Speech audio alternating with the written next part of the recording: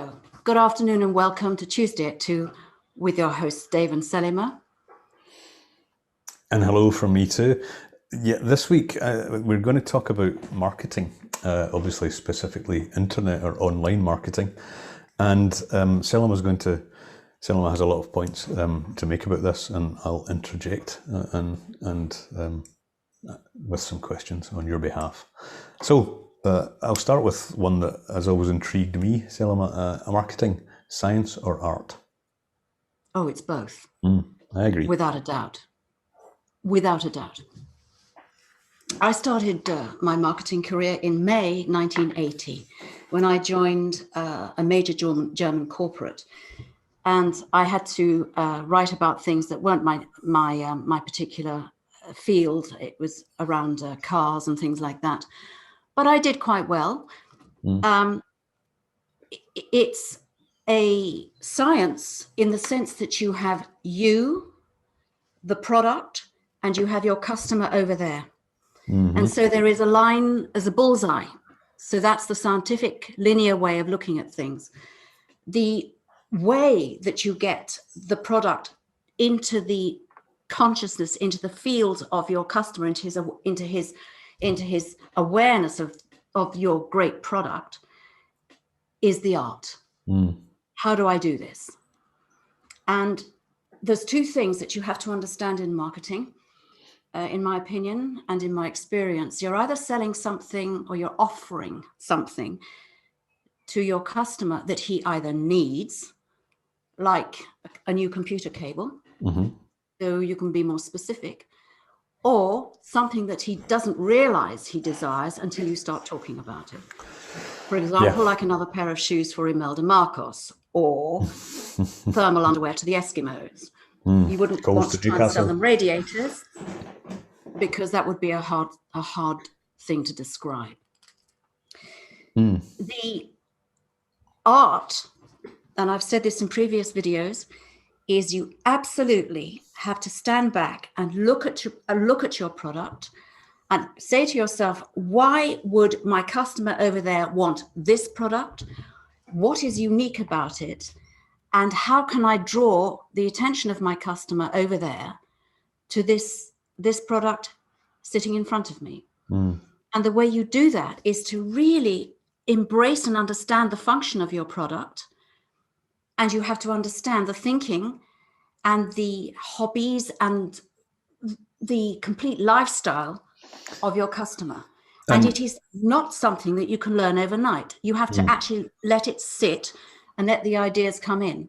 If you copy and paste somebody else's copy, not only is that copyright infringement and you have somebody's lawyers on you, but it might work the first time on the internet. It might work the second time, but it won't work down the line in order to build your business because it's not authentic. And you won't be able to answer your customers' questions, and you won't be able to. Customers are a lot more savvy, will we say, than they used to be, particularly on the after 20 or 30 years of online marketing, constant bombardment and being followed around the internet as happens now. So you're completely right. Can I ask you, sorry if I don't want to spoil your flow, but I've always argued that there's a huge amount of advantage to online marketing in that we can find the information about the things that you mentioned, what our customers are looking for, what they need, what they're aspiring to. It's an awful lot easier to get that information accurately online. I don't think it's easier, Dave. I don't think it's easier. I think offline marketing, certainly in the 80s and 90s, it was much easier to identify your customer and put product to market and for your customer to buy. Because you knew the magazines, you knew the press, you knew exactly where everybody was looking because there was nothing else. Now, today, I take your point that you can go to Facebook and find out the average age, you can find out what they're doing, you can click on, find out what their hobbies are, and you can tailor your advertisement. But the difficulty we have in online marketing is that we only have 3 to 8 seconds to wow somebody.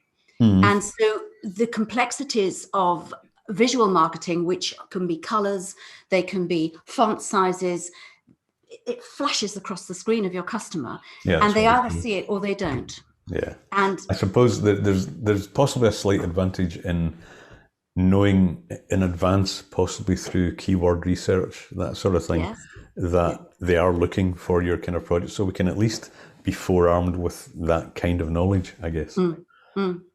Which is yes, it's knowing where to look online, and it's a different way of investigating your customer. Market research is what used to be called market research, is actually within the algorithms and the data collected by the various online companies, Facebook, Twitter, Google, YouTube. Yeah. Yes. So I don't necessarily agree with you that it's easier. I would leave that one on the table. Okay. The most important thing you have to have in your mind is, how can I make this product so fabulous that even if my customer doesn't want it, he's going to buy it anyway? And how you do that is, you appeal to the emotions of your customer. It's a sublime leading of the nose. Or It's even if tickling the belly of your customer. Yeah, okay, yeah, making me think of a kitten there. But yeah, I guess even if you don't achieve the sale there and then, with, as we discussed last week, I think you've got the advantage of at least maybe getting an email address, so that you can continue to build that and continue to wow through email marketing. Yes, that's right, and that of course gives you a repeat try if you wanted to. Of course, we didn't used to have that in the offline world. They either bought the magazine, they either bought the product, or they didn't. So it is, I can't emphasize this enough, you have to sit with your box of chocolates and you have to think, why is this so much better than all the other box of chocolates? What would my customer think of these chocolates right now? What do I need to do to persuade them? You can never make anybody buy anything. Never. You can't. You can lead a horse to water, but you can't make them open their wallet. They have to want to open their wallet to buy it. There's no force involved. So it is the art of I use this idea of tickling the belly, of tickling a trout, where you're pulling the fly back, tick, tick, and gradually you're bypassing their logical mind, and you're going into their what's emotional the marketing? What's the marketing adage? It certainly used to be what there are. Usually, you have to have 7 touch points with a customer before they'll actually buy something. That tends to be the kind of average. 7. And online, that could be 7 images, 7 reminders, 7 emails, whatever. Which again goes to your analogy of the trout. The trout, yes. Getting more and more curious until they finally bite. Yes. You have to be masterful in this, and it is an art form in that sense. The science of it is the lineup, the bullseye, and certain parameters that you have to put in. You obviously have to make it look attractive. The obvious thing, you have to have the right words, but the art form comes in how you deliver it, and playing with the psychology of your customer. Yeah, that's very true. The great David Ogilvy, the ad man of the 20th century. I came across him after I started marketing, and I was kind of pleased that I'd somehow had done it intuitively. I think I must have been a born marketer. But he said this. He said, "Your customer isn't a moron." And I thought, yes, how true that is. There's a certain, when you're creating your advertising model, you have to treat him a little bit like a friend. Don't treat him as the other person. You include your copy, your video marketing has to include your customer. And if you treat him like a moron, he will treat you like a moron, and he won't open his wallet, and you will have lost a whole load of advertising costs. So, or in the case of internet marketing, they'll just simply click away somewhere else. Yes, 3 to 8 seconds. Yeah, 3 exactly. to 8 seconds. Yeah, so it's really, it's a first impressions count to the nth degree, really, isn't it? With all this stuff. Yeah. So, in a nutshell, stage 1 really is identifying, getting to know your customer, and your product, and working as hard as you possibly can with whatever content you create, whether that's an advert, a blog post, an image, a video. You really need to tick all these boxes and make sure that, it's called technically a customer avatar, really, isn't it, in the online world? Is. Where you spend time identifying exactly and putting yourself in the shoes of your ideal customer, and then making sure whatever you put in front of them goes to that. And today, in a of nutshell. course, once they bought from you, you have all their details, so you can offer your same customers follow-up products, which wasn't so easy in the old days. Well, that's true, and it is much easier to sell. In that, I will concede that, yes. Well, it's also easier to sell to a customer that is already a customer, isn't it? It's that second sale, it's skiing downhill. Another analogy, isn't it? Yes, it is. Yes. The other thing, I've just made some notes here, and I'm still sort of thinking about the great Ogilvy. He said, and I agree, never use pretentious jargon. Now, again, the internet uses, I'm going to speak, of course, for the English speakers here, we have changed the way we use dialogue today. When I used to write for a very, very famous Belgian chocolate manufacturer, I used words that were words I wouldn't use today, simply because talking to chocolate lovers, there is a certain lingo, there's a certain vocabulary that is used. But I wouldn't do that today on the internet, because they are words that need to be understood. For example, unctuous and things like that. You wouldn't use unctuous today in copy. 70s TV adverts for Cadbury cakes are springing to mind. Yes. You just and I would tell you, when I did that contract, I got hold of every chocolate manufacturer in the world, and in the UK, of course, and overseas, we have, I think I can mention their names, Mars and Nestle, and I wrote to them, tell me about chocolate. Tell me all about chocolate. How's it manufactured?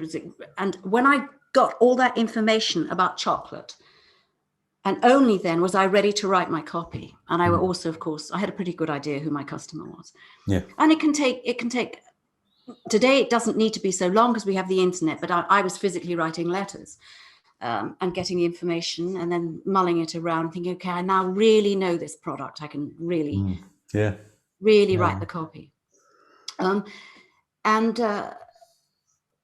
the other thing is, which is very true, always tell the truth, never lie to your customer, but make it fascinating.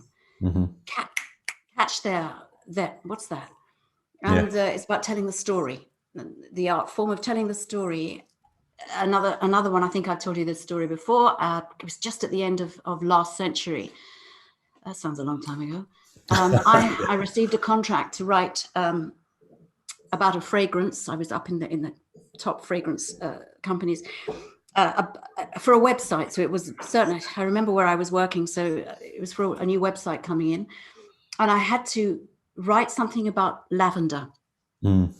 So I wrote to Provence in France, the big lavender producers. I wrote to the ones up in the top in the north of this country, and I found everything out about lavender, that it cures lice in children. You can rub it in and it kills lice and things like that. Yes. And scorpions. Yes. Yeah. Scorpions. Oh, sorry to interrupt you. Reminded me of there's a film, a Russell Crowe film, where he inherits a vineyard in Bordeaux. That's a marvelous movie. I've seen it every time it comes on. I watch it. But they had all these boxes of lavender scattered around, and he was, "What are these for?" And apparently, doesn't kill, but scorpions don't like it, and there was a problem which I wasn't aware of in all my visits to the south of France, that there are scorpions there, but they don't like lavender. So good to know. Sorry to interrupt. No, not at all. And I found everything out I could possibly find about lavender. I then went down to one of the major Royal Horticultural Society near where I was living, and I rang up. I went to see the head gardener, made an appointment, and grilled him about lavender. And that's all before I even started to put pen to paper. Yeah. And when I got the whole idea, the feel of lavender, then I could write the copy for the website about this fabulous new fragrance that contained lavender. And I think I've mentioned it to you before. Some 10 years later, I had a look to see what the company was doing, and I'd forgotten I'd written this copy. And I went on and clicked on. I read. I thought, my God, that's been well written. And I remembered it was me who wrote it. So whatever. But the point was, it still caught my interest, the way that I had really researched my product and I knew who I was selling to. Yeah. So you have to breathe it in. You have to think, what's this going to do for me? Make it sexy and must have is what we girls talk about when we're talking about a pair of shoes. Must have. You know, the mind goes blank, click, I've got to buy it, out comes the credit card. Yeah. And gentlemen and the guys can do it too. You can run up Harley Davidson by a man and he'll say, gotta have it, out comes the credit card. Leather jackets. Jacket. Guitars. Guitars. So you can do this. Absolutely. It's not just the women who do it, the men do as well. On that note, I want to also mention something else. David Ogilvy made this comment, and I have a comment to say to it. It was this. Good ad, all facts, no adjectives, all specifics, sold a lot of cars.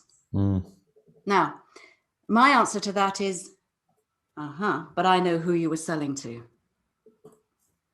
So there's no question he was selling to people who understood car specs, all the specifications of the car, who wanted to know the facts. And he was not selling to ladies.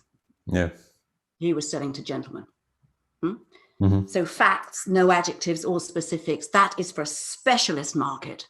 Yeah. Lamborghini, you're not going to talk about the yellow or the red of it. You're going to be talking about the brake horsepower. You're going to talk about the size of the wheels and all the things that all the guys do when they're going to buy a Lamborghini. Not interested in anything else.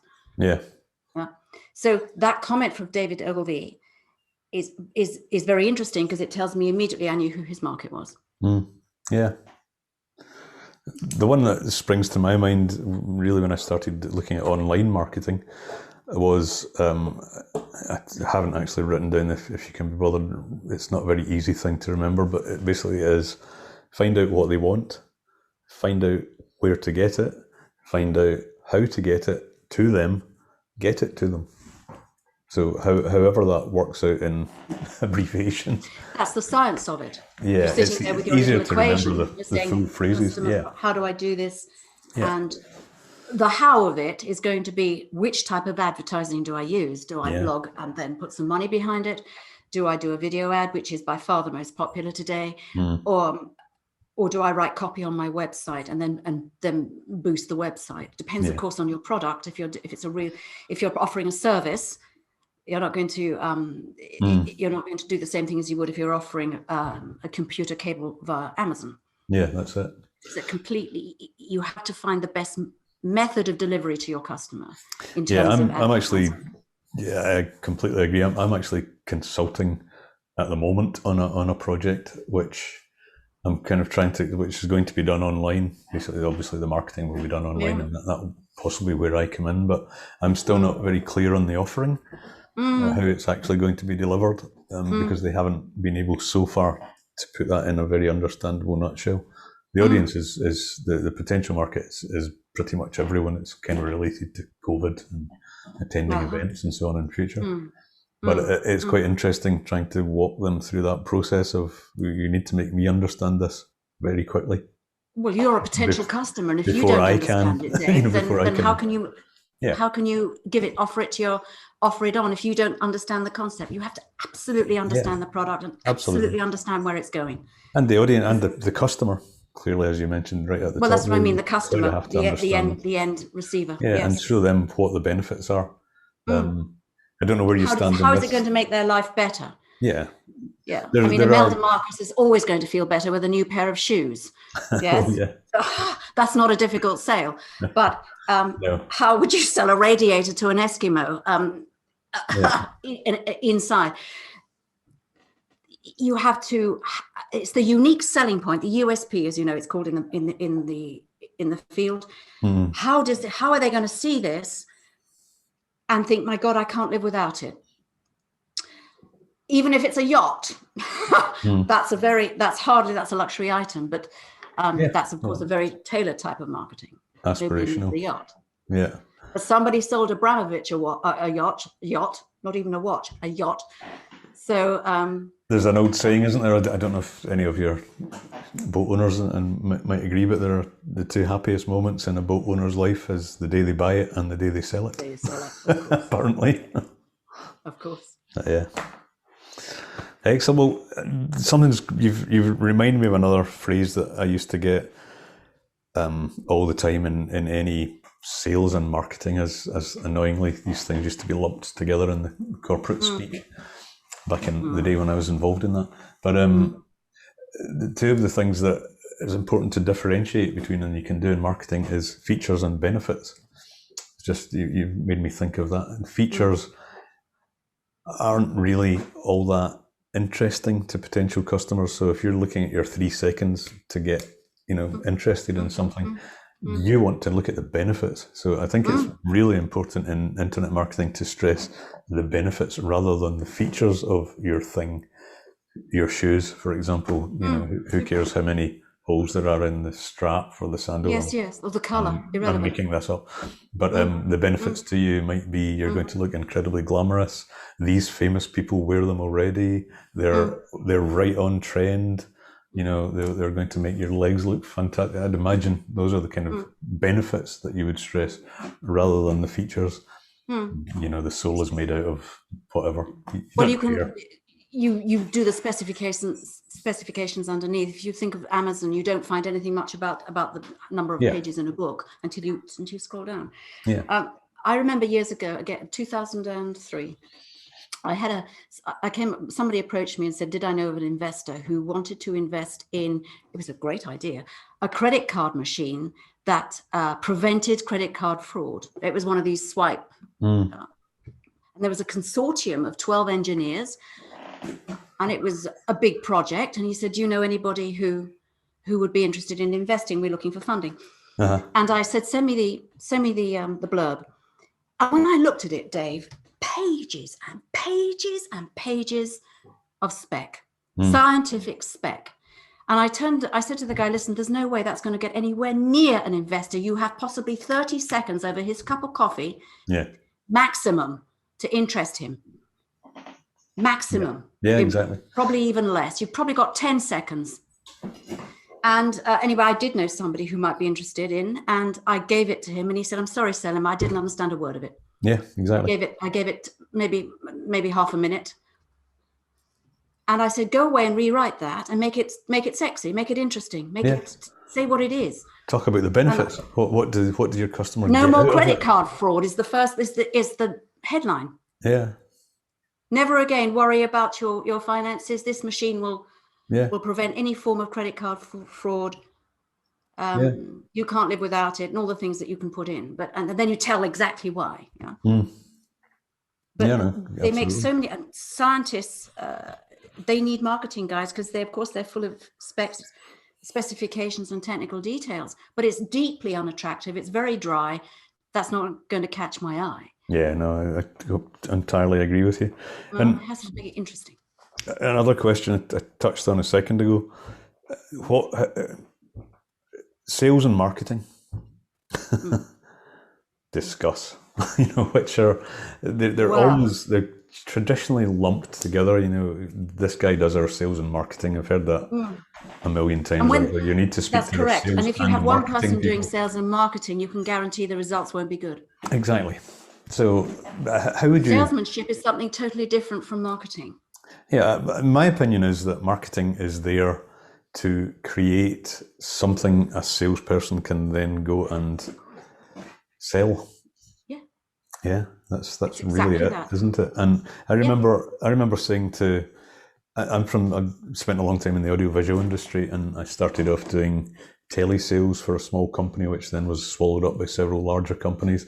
But I quickly realized, didn't quite understand what they did, what these guys actually did from day to day at conferences and events and concerts and all that stuff. So I got involved in the project side of it, and I did some of the technical stuff, learned some of those skills, and then I did project management. So I formed a sort of understanding of what they did. And all of these guys were deeply suspicious of salespeople all technical people hate and are just they think sales is a dark art. But Yeah. actually, what I used to say to these guys all the time is, do you know that you're actually the salespeople for this company? You're the marketing guys because you are out there delivering these events and making all that magic happen. That I've been out there and it's you that I'm selling. It's not this video wall particularly. It's you guys that are setting it up and making it happen and putting all their stuff through and advising them. All of that sort of side of stuff. But it was just quite fascinating that hadn't occurred to them remotely. Oh no, we just turn up and set things up.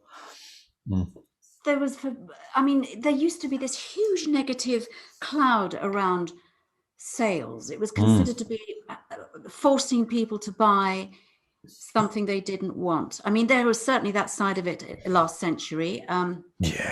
But it's changed. You said earlier on, we are very savvy. The consumer today is very savvy because there's so many different products in the global market, on the online market, that people can just switch. So I don't know, I can come back to that. It's still sitting there if I want to go back to it. I mean, I have things sitting in my Amazon basket and I'll look at it, I'll take them out again, stick it on the wish list. So we are much more savvy. We're much slower to open our wallets than we might have been before. The days of here's the contract, sign here, you'll never regret it. Terry Thomas with his slick back hair and the big smile. Sportsmanship. Those have gone. No, those have gone. So well, it's still the principle is still the same. You have to beautify the product. You have to make it so fabulous that your customer doesn't think twice, because you've gone into the emotional side of him, and he thinks. I mean, how many people have bought cars and then the following day regretted it? I can think of my brother first of all, but if you can catch them unawares and you can present it in such a way through the expertise of how you see the product, how you know your customer, and you get into into his mindset, then, and you follow the scientific rules, putting the parameters in place, the tech specs, and you've got all the information there. Give them as much as they need. The more you tell, the more you sell. So I'm telling you, that's very true.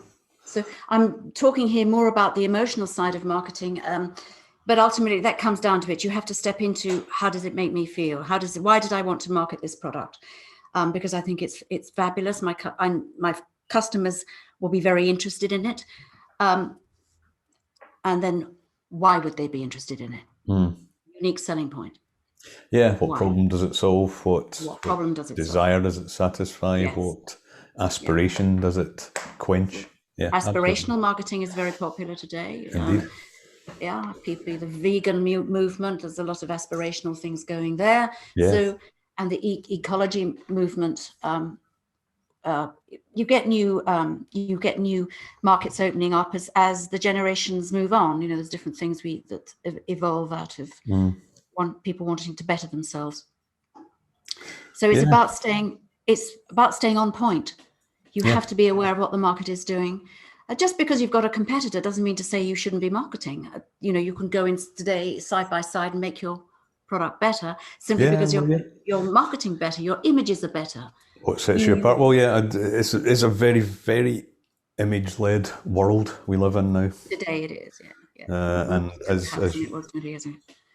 As you mentioned earlier, video marketing is kind of king really at the moment. Because I guess it's as close as you can really get to a face-to-face situation where you're actually seeing a person. You're not face-to-face, but it's as close as you can really get in a virtual experience. And in the last year or so, we've all become very much more used to that, haven't we? So very much more. And also, I would say to that, Dave, video marketing isn't about being slick and polished. Yeah, absolutely no. Oh, good Lord, no! It's about being authentic. And pick up on you if you're spieling the spiel. They don't like it. No, people in my experience, I'm marketing. I mainly do video marketing, and in my experience, people come into that or don't come into, and an awful lot of companies still don't do. Particularly small, medium-sized companies don't do it because they assume as you say, that they need to have, you know, a big all singing, dancing, you know, lighting guys and sound guys and, you know, expensive camera equipment, and then, you know, ultra experienced video editors, all that sort of stuff. Nothing could be further from the truth. Absolutely. That works for big brands, yeah, who have that kind of budget, and they really just want to keep their brand name out there. But for but even they show fallibility deliberately. Yeah, absolutely. They will show fallibility. For most of us, though, as you say, we really we want to buy things from people we trust. Yeah. We want recommendations like we use on Amazon, that sort of thing. But it's the same in affiliate marketing, which we've touched on an earlier video. People want to know, like, and trust the people that they buy things from these days. You know, we don't really want to be continually faced with these massive faceless organizations. Yeah, that's right. Yeah. One of my one of the guys that video marketing experts that I follow and I've learned quite a lot from, a Swedish guy, mentioned, he was talking in a seminar that I watched.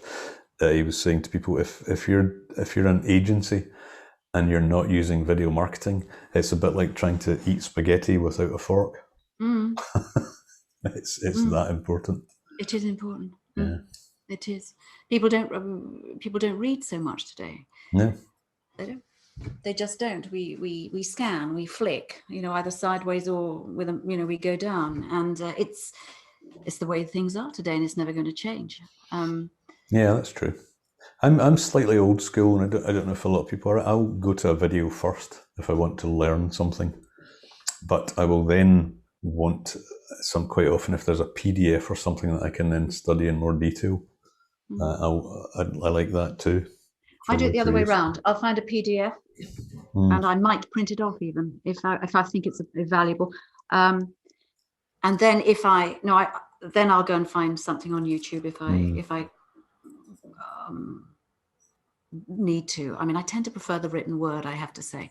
Yeah, I do when I'm really I want to really absorb something. But if I want something quick, if I want to find something out quickly, how to do a certain thing, I'm talking specifically about music production or photography or video making. If there's a little thing I'm not sure about, I'll look for a YouTube video first.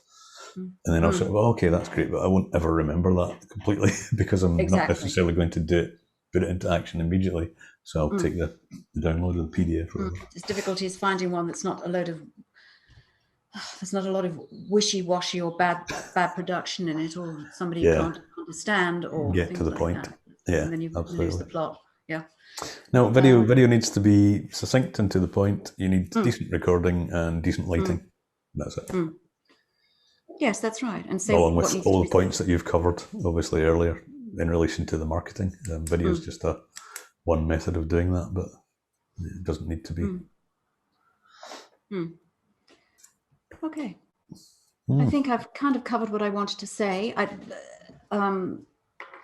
You know, this is just a general overview of marketing and what the beast is, and all the various. It's a psychology game, essentially, and that I'm not the first person to say that, but ultimately it is. And the beauty today is, of course, that yes, we can find out everything we can about our prospective customer. And we can test everything.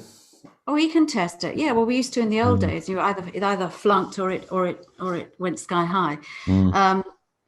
We did a market test, which we do anyway online. We'll try something out to see if people are biting or not, and you can just pull the ad. The good thing about online advertising is that you can halt the campaign straight away without you don't have a contract to an ad agency where they take the money anyway. Well, yeah, and you can obviously split test all sorts of things. You can try a blue background or a green background at the same time and see what performs better and make decisions based on that. So yeah, there's a huge advantages, but I think really the place to go into that kind of detail is on one of the master classes that we're planning to deliver.